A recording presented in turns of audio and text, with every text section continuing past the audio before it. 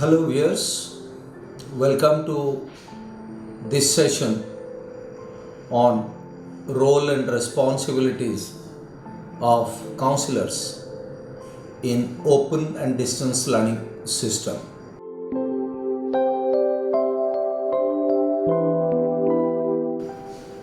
I am Dr. Srikanth Mahapatra, Vice Chancellor of Odisha State Open University located at Sambalpur, Odisha. Friends, we are discussing about role and responsibilities of a counselor in open and distance learning system. The key term that is focused here is the counselor. Please note that you are all teachers. Most of you are teaching in higher educational institutions with lot of experience and qualifications and research publications. But let me tell you that in open and distance learning, the term counseling which is used is slightly different from teaching. Though you are expected to cover a subject as per your specialization, but the method of teaching and learning that you are supposed to adopt in a counseling environment or in a class situation is slightly different. And my point is to throw light on what is that methodology, what is that strategy that you should adopt to become a good counselor in ODL system. I use the term teaching and counseling. In teaching, you are supposed to come to a class, cover a topic for say 45 minutes to 1 hour, and the students are expected to listen and take notes. But in a counseling session, the students are expected to come prepared. You are also expected to come prepared. And we create an environment which is roughly around 2 hours where you will initiate the discussions and the students or the learners are expected to participate in the discussion process. So if we say that in teaching in a regular university system, you are indulging in a monologue because you are talking, the students are listening. Here in a counseling session, you are expected to take a lead role, but at the same time, the learners are expected to participate and enter into a dialogue with you. So your job to be a successful counselor is to encourage the learners how to interact, how to participate in the discussion, how to ask questions, how to express their opinions and views about the topic. It's not only a teacher-learner interaction, it is also a peer group interaction. So you have to make the classroom environment absolutely informal so that every student, every learner will feel encouraged to participate. Please note that the profile of the distance learners is completely different from the profile of the students that you face in a classroom environment in a regular university or a regular college. Here, in open and distance learning, the first difference is the age group. They may come from the age group of 18 to 20, or they may even come from the age group of 60 to 80. But bulk of the students will be 30 plus. If it is a postgraduate program, and bulk of the students will be 25 plus or between 23 to 25 or 30 or even higher age group if it is an undergraduate program. Many of them are employed. In a traditional university system, you don't allow a student to be employed and at the same time a full-time student. So in open and distance learning, many students are in the higher age group bracket. They are employed. Many of them are married also. And many of them have a degree or a diploma in the subject in which they have taken admission, but at the same time they want to enhance their knowledge. So there are some students who have come to an open university system to get a degree. There are some who have come to the open university system to acquire knowledge. But in a traditional university system, you find that the majority of the students who have come and joined a program have come to acquire a degree. So the profile of the learners in open and distance learning is completely different, and that you have to understand. So in the very first counseling session, your duty and responsibility is to know your learners. Who are they? Are they married? Are they unmarried? Are they senior citizens? Are they normal students in this age group which you see in a conventional university system? Are they employed? Are they coming from the urban area? Are they coming from the rural area? What is the distance from the study center, from their residence, place of residence? How far they are covering every Sunday to come for the counseling session? It is very important for a counselor to know the profile of the learners. And I request all of you, if you want to be a very successful counselor, please first class get yourself familiarized, acquainted with the learners, so that they also get the opportunity to know each other. That is the first thing that a counselor should do. The second thing that I expect a counselor to do is he or she should be a source of inspiration for the learners. He or she should be a motivator. He or she who is a counselor should inspire the learners to get involved in the teaching learning process.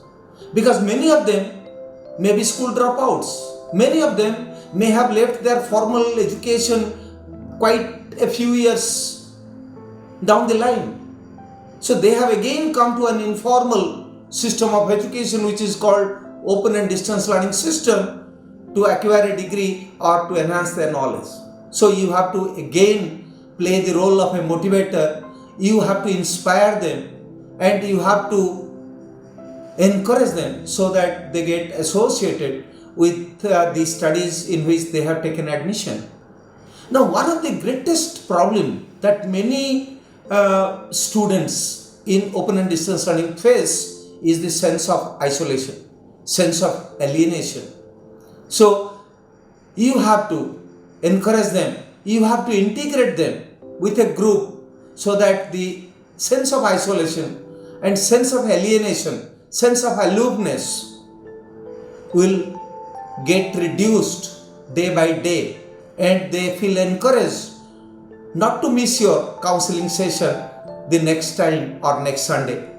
That is a responsibility which I expect a counselor to be doing when they are involved in the counseling process.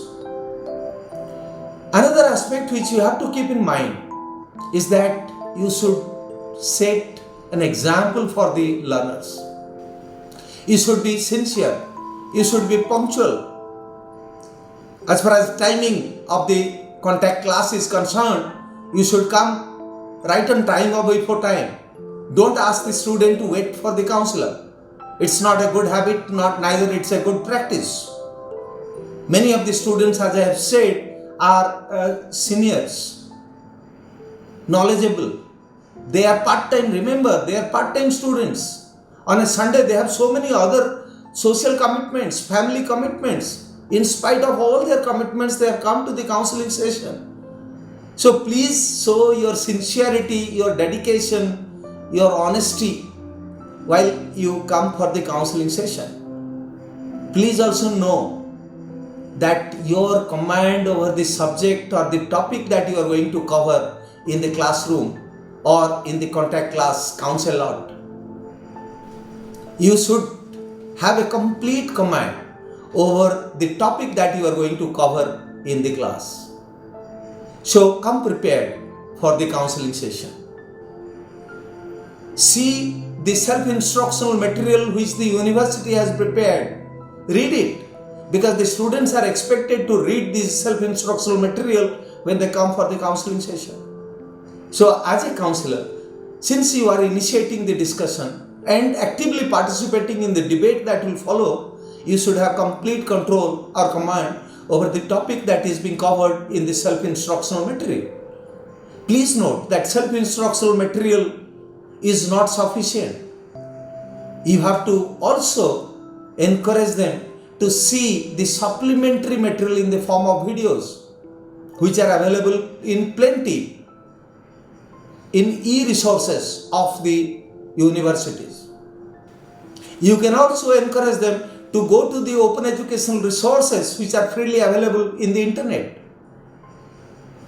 You can also encourage the student to refer to additional resources which are available in the form of e-library or the digital library. There are plenty of open education resources on each and every topic. So encourage the student to use the technology as far as possible, so that the students will not only read the self-instructional material or the e-content that the university might have uploaded on their website, but at the same time they will also take the help of additional resources like the YouTube video programs, or even some universities have audio sessions in the form of internet radios. So please encourage the student to refer to these additional supplementary teaching resources so that they will have complete knowledge over the subject. You should also tell the learners to motivate others who have not attended the counseling session, so that the counseling session will have more number of learners and will become more interesting. So what I would request all of you is not only know your learners, but in the initial class form a WhatsApp group and keep motivating them at every regular interval. Encourage them to attend the counseling session. Remind them to cover the self-instructional material before they come for the counseling sessions. And if some learners are not attending the counseling session, please also inform them that their absence was felt in the counseling session, and you do expect them in the next session to make the counseling and the interaction more lively. So your responsibility, I know that academic counselor in open and distance learning system it's a part-time work for you, but nevertheless it's a very challenging work. If you become a very successful counselor, it will help you in different aspects of your life. It will encourage you to become a good teacher. It will encourage you to encourage your student in a regular university system to ask questions, to enter into a dialogue, to initiate a discussion, so that it will be immensely beneficial to your both counselor, both your students in a regular university system and your learners in a distance university system. But nevertheless, you are having command over the subject, and that matters a lot. So my dear counselors, my advice to you from my long experience of association with open and distance learning is, please understand your role as a teacher, number one, having command over the subject, but as a motivator, as a friend, as a philosopher, as a guide, and as a source of inspiration to the distance learners. I am pretty sure with these qualities, you will prove yourself to be a successful counselor in open and distance learning system. Thank you very much.